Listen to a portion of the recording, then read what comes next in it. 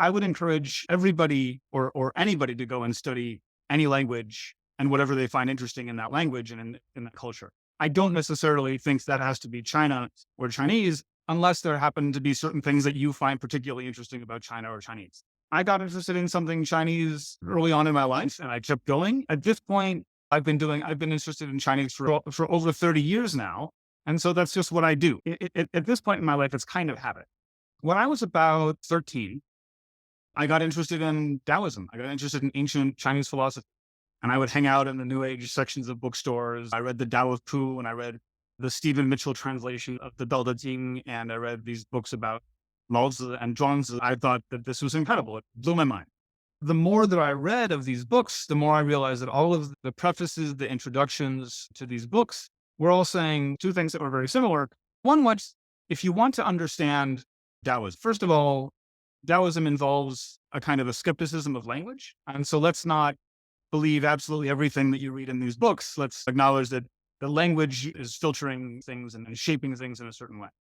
But also, there's a really big difference between classical Chinese and modern English. And so if you really want to understand this stuff, then go learn classical Chinese and try it in the language that these philosophies were written. The summer that I turned 16, I grew up in the city of Chicago, and my parents found out that at Northwestern University in Evanston in Chicago, there was an introductory Chinese language class over the summer.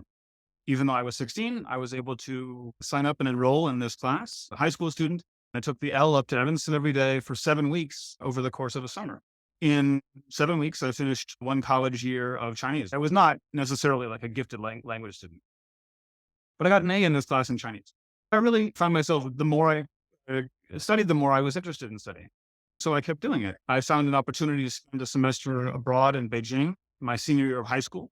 Then I went to Middlebury College, where they have a very strong Chinese language program, and I kept going. I went to Taiwan my junior year abroad. And by that point, I was effectively fluent. By that point, my interests were no longer in Bronze Age philosophy. They were more in poetry and so on. My interests changed. I graduated from college in the year 2000. When I started studying Chinese, it was 1994, I guess, 1993, actually. And I went to China, in Beijing, in the fall of 95. At that point, it was a strange thing for American high school kids to be studying Chinese or going to China. There were only 30 of us on the study abroad program.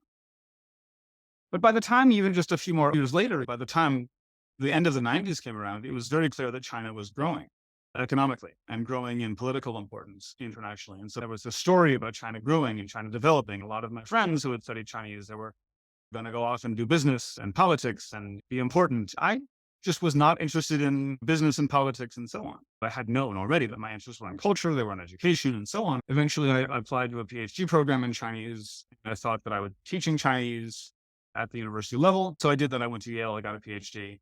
Instead of getting a job where I was teaching Chinese language, I ended up getting a job in Hong Kong, where my students already knew Chinese, and I was teaching English translation.